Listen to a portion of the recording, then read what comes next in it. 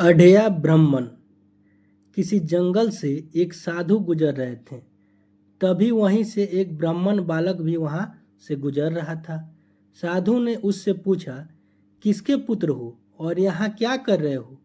उसने बोला कि मेरे माता पिता नहीं है, मैं गंगा किनारे रहता हूँ। साधु ने बोला कि तुम मेरे आश्रम चलो, मैं अकेला रहता हूँ, मुझे तेरे साथ रहने में अच्छा लगेगा। ब्राह्मण बोला कि मैं आऊँगा, किंतु मेरा शरीर देख लीजिए। साधु ने आश्चर्य से पूछा, तुम्हारा नाम क्या है? तुम क्या कहना चाहते हो? मेरा नाम अढ़या है। साधु ने कहा, ऐसा नाम तो यहाँ किसी का नहीं होता। ब्राह्मण बोला कि मेरा नाम अढ़या है क्योंकि मैं इस उम्र में अकेला 2.5 किलो की पाती खाता हूँ और उसके साथ में साग भाजी दाल चावल और मिठाई भी खाता हूँ। इसी कारण लोग मुझे अढ़या कहते हैं। साधु ने अढ़या से कहा, भोजन की कोई कमी नहीं है, तुम मेरे साथ आश्रम चलो, जितना खाना है उतना मिलेगा। आश्रम जाते हुए रास्ते में अढ़या ने कहा कि आप जितना काम कहोगे उतना करूँगा, किंतु खाना में कमी नहीं करना बाबा जी। 2.5 किलो की पाती तो चाहिए ही मुझे, फिर खुराकी बढ़े तो कुछ कह नहीं सकता। अरे भाई, तू खाना जितना खाना होगा, तू चल, साधु ने कहा। आश्रम पहुंचने पर साधु ने कहा, हमारे आश्रम का एक नियम है, एकादशी के दिन उपवास होता है। अढ़या ने पूछा उनसे, क्या होता है? साधु ने कहा, उस दिन कुछ खाना नहीं होता है।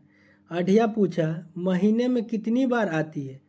साधु ने कहा, 2 बार, एक पूर्णिमा की एकादशी और एक अमावस्या की। तो 2 दिन भूखा रहना पड़ेगा। महीने में मैं जा रहा हूँ, अढ़या बोला।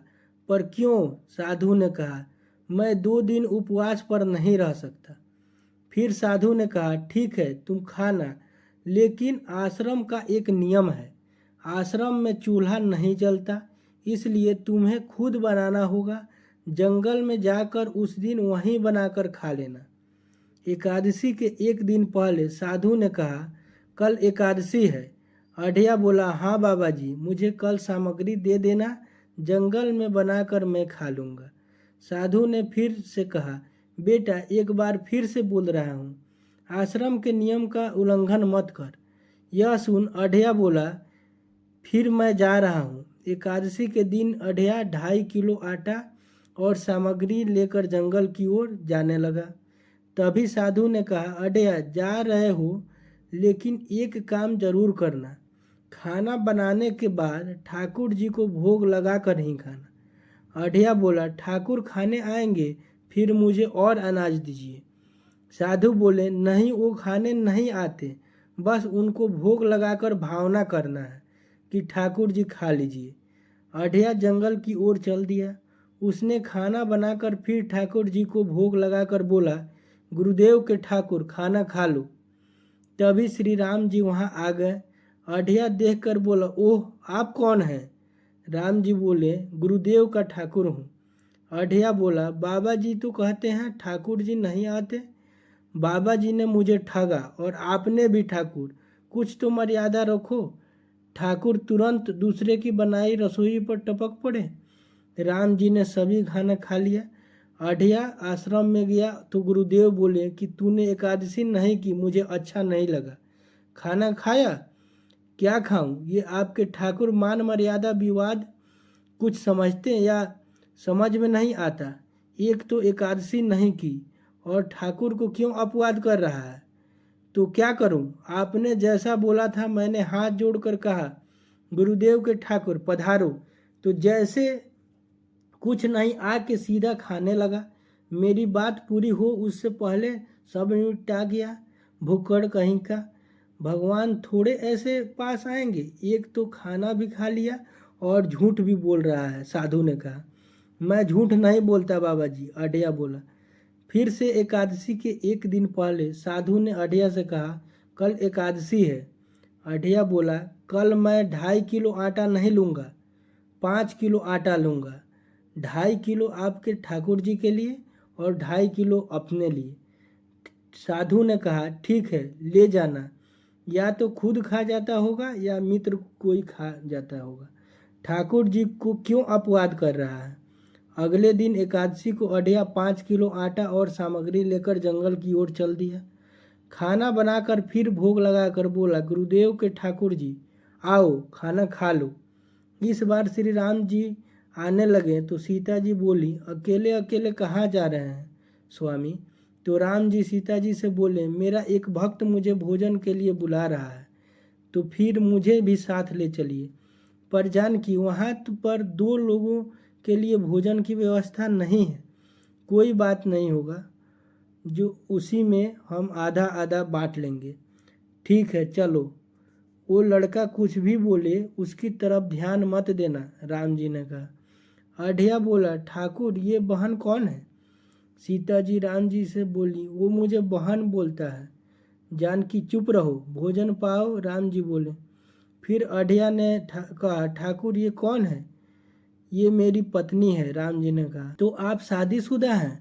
पहले बोल दिए होते, अकल है कि नहीं? खाओ खाओ। साधु ने पूछा, आज क्या हुआ? मुझे ज़्यादा बुलाओ नहीं बाबा जी, और इनका परिणाम अच्छा नहीं आएगा बाबा जी। पर हुआ क्या? साधु ने पूछा। तो मुझे बताना चाहिए ना ठाकुर, शादीशुदा है। शादीशुदा है मतलब? साधु ने बोला।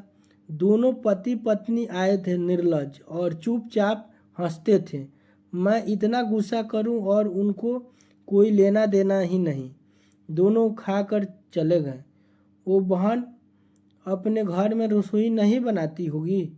क्या बकवास कर रहा है तुझे क्या हो रहा है? ठाकुर तेरे पास थोड़ी ना आएंगे। अगली एकादशी के दिन अढ़िया बोला, आज मैं 7.5 किलो आटा लूँगा, 2 लोगों और एक मैं। तुझे जितना राशन ले जाना है उतना ले जा, लेकिन झूठा नाटक नहीं कर। मैं झूठ नहीं बोलता हूँ बाबा जी, आप ही खेल खेल रहे हो। 2 एकादशी से भूखा मार डाला मुझे। भोजन बनाने के बाद फिर से अढ़िया बोला, गुरुदेव के ठाकुर आओ खाना खा लो। राम जी सीता जी को जाते देख लक्ष्मण जी ने बोला, मुझे भी साथ ले चलो भैया।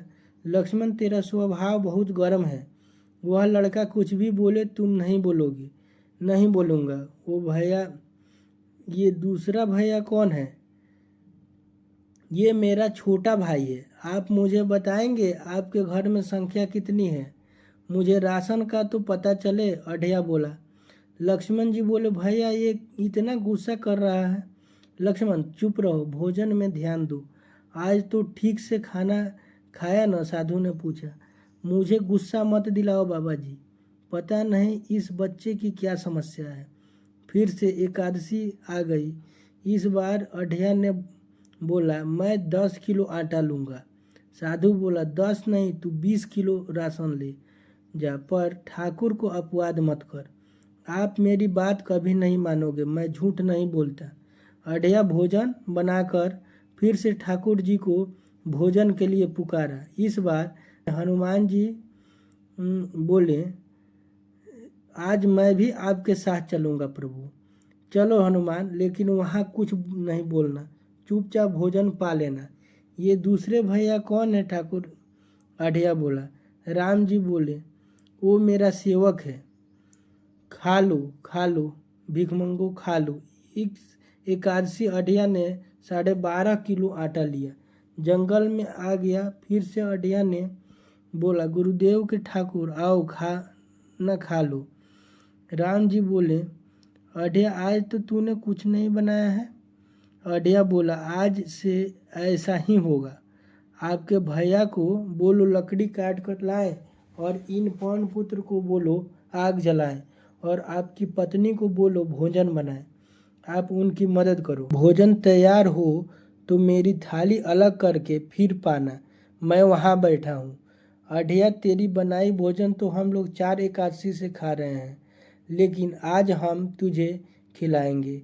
राम जी ने कहा, हनुमान तुम लक्ष्मण के साथ जाकर लकड़ियाँ लेकर आओ। भोजन बनाने के बाद राम जी बोले, अढ़िया अब आओ। अढ़िया बोला, पहले मेरी थाली अलग कर दो। अढ़िया तुझे जितना खाना है खा, लेकिन पहले हम ठाकुर जी को भोजन लगा देते हैं, पर ठाकुर को भोग लगाना कहाँ बाकी रहा। आप ही तो हर एकादशी को आते हो। जैसे तेरे गुरु का ठाकुर मैं हूँ, वैसा मेरा भी कोई ठाकुर है, तो वह आएंगे। कोई नहीं आएगा, लेकिन हमारा भी नियम होगा ना, तो जल्दी कीजिए। हे अखिल ब्रह्मांड के ठाकुर, आप पधारो पधारो। भगवान शंकर ने पार्वती जी से बोला, मेरे राम भंडारा कर रहे हैं। और नंदी से बोले, जाओ सभी गणों से बोल दो, सभी को चलना है। शंकर जी, पार्वती जी, गण सभी आ गए। अढ़िया सोचने लगा, ये कौन होंगे। राम जी शंकर जी से बोले, आइए प्रभु बैठिए। आओ अढ़िया बैठो, राम जी ने कहा। अढ़िया बोला, मेरा आज एकादशी का उपवास है। अरे बैठ तो सही। अढ़िया बैठ गया। अढ़िया बोला, ठाकुर आपने अपने लोगों की थाली भर दी और मेरी थाली में सुपारी के दाने के बराबर एक टुकड़ा दिया। आज मेरी एकादशी है, आप खाओ। भगवान राम बोले, अढ़िया तू चौक तो सही, तेरी बनाई रसोई तो हम रोज खाते हैं, आज बेटा तू इतना तो चौक। अढ़िया जैसे ही चखा, ये क्या हो रहा है, मुझे बचाओ बचाओ, बाबा जी बचाओ, बोलने लगा। फिर उसे भगवान राम के दिव्य दर्शन प्राप्त हुए। अढ़िया बोला, हे असंख्य जीवों के मालिक, मुझे माफ़ कर दो प्रभु, मैं आपको जान नहीं पाया, मैं आपको भला बुरा कहा। नहीं अढ़िया, तुम नेक हृदय से मुझे बुलाते थे, तभी तो मैं तुम्हारे पास आता था, और तुम्हारे सभी बंधनों को काटना मेरी जिम्मेदारी थी। जाओ अब नई जिंदगी की शुरुआत करो। अढ़िया की आंख खुली तो उसने बोला, मैं अभी आया ठाकुर। आप और ठाकुर के ठाकुर, आप कहीं गए तो राम दुहाई है। अढ़िया अपने गुरुदेव के पास गया और बोला, बाबा जी कितने सालों से ठाकुर मंदिर में विराजे हैं। साधु जी बोले, 9 साल से। कभी ठाकुर ने रूबरू आके भोजन पाया है? तो आओ, ठाकुर भोजन पा रहे हैं और ठाकुर के ठाकुर भी भोजन पा रहे हैं। मुझे तंग करना कब छोड़ोगे? आज 5 एकादशी से तुम व्रत खंडित कर रहा है। साधु ने कहा। अढ़िया बोला, बाबा जी मैं झूठ नहीं बोल रहा। बाबा जी आप मौका न चूके। बाबा जी आइए और देखिए।